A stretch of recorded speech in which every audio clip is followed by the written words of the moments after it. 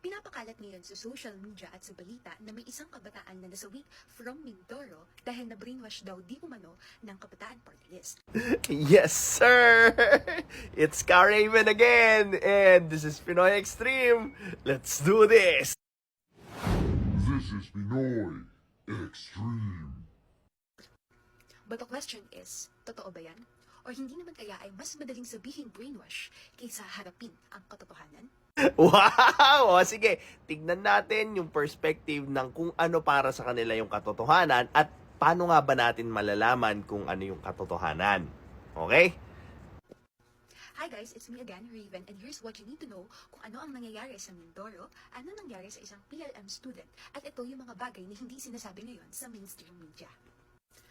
But for context, January 1, yes, New Year na New Year, pagpasok ng 2026, nagsagawa ng military operations through aerial bombing ang Armed Forces of the Philippines sa Barangay Cabacao, Abre de Ilog, Occidental, Mindoro. And the first fact na tinatanggi nila sa mainstream media ay 5 civilian ang nasawi.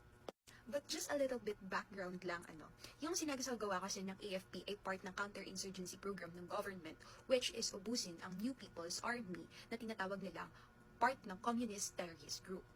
Pero ang ginawa nila ay overkill, walang hamas na pagbobomba sa komunidad at nasawi ang 5 civilian.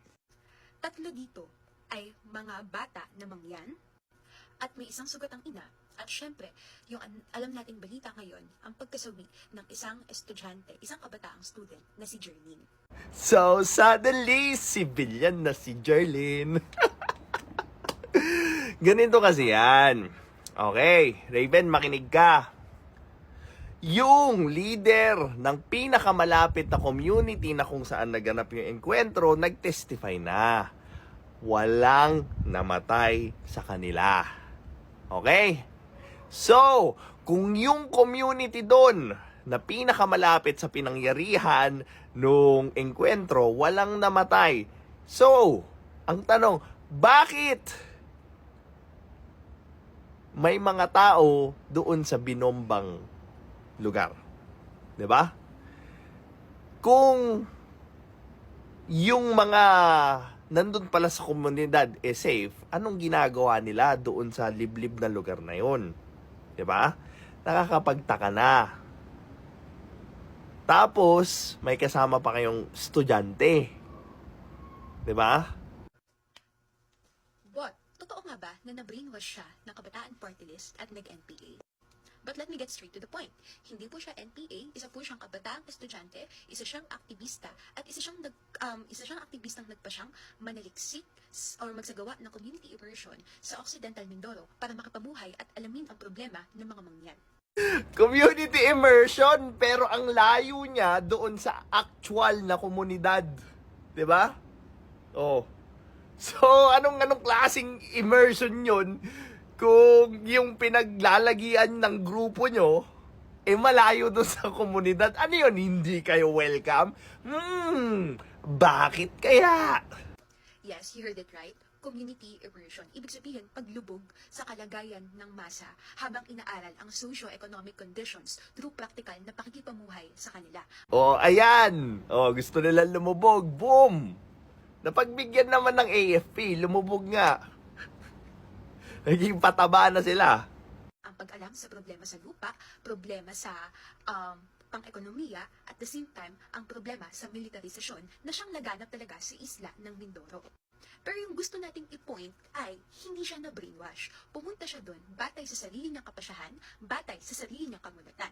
Ito ay pagpapasya niyang buong loob na ialay yung kanyang kakaunting panahon para alamin ang tunay na kalagayan ng mamamayang Pilipino sa isla.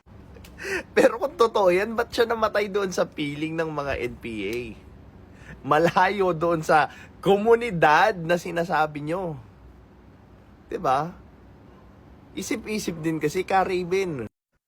Sa madaling salita, siya ay isang kabataang estudyanteng may malasakit sa kanyang kapwa mamamayan.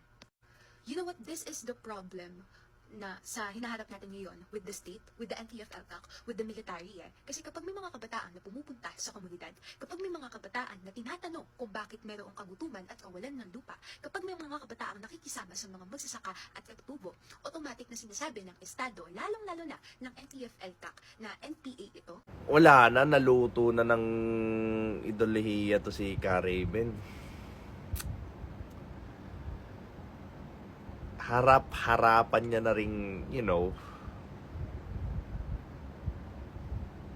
binibigyan ng kasinungalingan yung mga followers niya kuno para lang mapabango yung totoong nangyari doon sa estudyante na sumali sa NPA. Now, again, yung ganong klaseng immersion, di ba? O, sabihin na nating estudyante. Kung tunay man yun, meron ba siyang paalam sa school? Meron ba siyang paalam sa pamilya? I doubt. Di ba? So, most likely, niluto lang din yung utak ng batang yun para makita niya yung mga ginagawa niya as makabayan kuno, as para sa masa, para sa mahirap, so on and so forth. But in reality, inuuto lang sila nung mga communist terrorist groups na yan. Isa na namang bata yung nasira yung buhay dahil sa grupong yan. Na na-radicalize or kaya ay na-terror group. Katulad na lamang ng mga paratang na sinasabi sa akin ng NTF-ELCAC at ng Hands of Our Children sa online. Pero to be clear, yun nga no, hindi NPA si Jerlyn. Nadami siya sa pangbobomba ng militar. Siya ay biktima ng overkill ng military operation. So, ganito yan. Imagine yung kabataan party list. Hindi man lang alam na NPA yung mga kasama ni Ka-Raven kaya nadamay sa pambobomba. Oh, may ilulusot pa ba kayo doon? So, hindi ba dapat kung ang nag-sponsor nung pagpunta ni Jerlyn doon sa Mindoro, yung kabataan, hindi ba dapat kargo ng kabataan party list yung kaligtasan ni Jerlyn? Anong ginagawa nila? 'Di ba? Look at what they're doing. They are defending yung mga actions nila up to the point na hadain nila yung mga NPA. Ano, wala kayong tuligsa sa NPA? Pag NPA justified ganon? Paka-obvious nyo naman. Ang brainwash narrative ay isang forma ng panakip butas para hindi pag-usapan ang tunay na problema na si Jerlyn ay biktima ng AFP. Ang kanyang karapatang pantao ay nilabag ng militar. Hello, Ka-Raven! Sige nga, I'll give you another example. If ang mga tropa ko, let's say mga Maute ISIS, di ba? Now, sabihin na nating meet up. Sige nga, kahit hindi ako kasali doon sa Maute ISIS at tropa ko lang naman yung mga iilan doon, 'di ba? The fact na sumasama ko sa grupo nila or sa isang confirmed member ng terorista, tumataas yung tsansa na pag nag-operate yung kasundaluhan, madamay ako. 'Di ba? Logic, Raven, logic. Through pambomba sa kanya. And the question is, bakit ganito yung mga paratang ng militar? Dahil unang-una, hindi natin fully maiintindihan ang kung ano nga ba ang nangyari sa Mindoro kung hindi natin alam ang pang-ekonomiyang kalagayan ng Mindoro. Ang gist nito ay ang Mangyan Iraya, mga katutubo dito, ay agrikultura ang pangunahing hanap buhay. Ang kanilang mga pananim ay palay, mais, saging, pero ang kanilang mga lupang ninuno ay kinakangkang ng mga malalaking korporasyon. May land grabbing, mining, and ecotourism projects. Ang dami nyo na kaagad sinabi. Hindi naman yun yung main topic. Ang main issue dyan, may estudyante. May estudyante na naman na member ng Kabataan Party List yung napatay kapiling ng mga NPA sa bundok. Tapos gusto nyong ibahin yung topic na kesyo, ekonomiya, bla bla bla, kung ano-anong shit. For example, sa sitio Malatabaco, Price Land Corporation ang pumasok. At nakakaranas din ang mga katutubo ng mga hamleting, food blockade at sapilitang pagpapalayas sa kanilang lupa. At sino ang katuwang ng mga malalaking korporasyon o kapitalista na para sa tuloy-tuloy na pangangangkot ng lupa? Walang iba kundi ang kapulisan at ang militar. And to say ng AFP na kaya sila nagpasabog ng bomba para protektahan ang kanilang komunidad laban sa NPA. Pero ang totoo, sino nga ba ang totoong banta sa mangyan? Bagaman kanina na nalilinaw natin na hindi bahagi si Jerlyn ng NPA, pero worth it din na pagtalakayan na bakit nga ba may NPA sa lugar ng Mindoro in the first place? This is going to be interesting. Sige nga ka, Raven, bakit may NPA?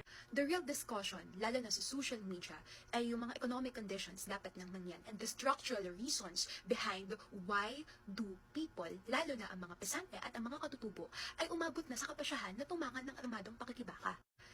Kasi itong diskusyon na ito ay hindi kung ano nga ba talaga ang totoong katauhan ni Jerlyn na nag-bring na siya or na NPA ba talaga siya. See? Tinatry nyo ng i-whitewash. 'Di ba? Yung pagiging NPA ni Jerlyn. And then, what you are going now to do is to put justification doon sa mga taong sumasali sa NPA. And first and foremost, NPA is a terrorist group. Proven. Wala nang usap-usap dyan. Taking up arms to resolve whatever problems you have there in your community is not allowed. Period. Kung tama ba o mali ang ginawa ang mga narrative nila ng militar. But the point is, armed struggle does not emerge out of nothing. Yung pill na napaka-hard is swallow, lalo na ng mga militar at syempre ng mga karaniwang Pilipino na kung bakit may nag-NPA ay dahil nga may problema sa lupa. And the bullshit with that is kiniklaim ng NPA na tutulungan nila yung mga tao na inaagawan daw nung mga lupa. Sa paanong paraan? Sige nga, ano bang ginagawa ng mga NPA dyan? Nanununog ng heavy equipments. Humihingi ng revolutionary tax. Tapos pag hindi nagbigay yung business, susunugin yung mga heavy equipments. Sisirain yung mga pananim. Kung bakit hindi umunlad yung marami sa probinsya natin, ang malaking may kagagawan nun, NPA. Imbis na yung mga projects, yung mga cell sites, yung mga business nag-thrive doon sa iba't ibang probinsya, hindi na natuloy kasi nga tineterrorize nyo yung lugar o probinsya na kinaroroonan nyo. At ang mga terorista na tinatawag ng AFP na NPA ay mga magsasaka din na biktima ng estado, na biktima ng kapitalismo, biktima ng mga naghaharing uri. Armed struggle exists out of necessity. So, crime exists out of necessity. Okay ka doon? Diba? So, hayaan na lang natin magdakaw yung mga mahirap. Kasi out of necessity naman diba? Pa naman logic yan, Raven.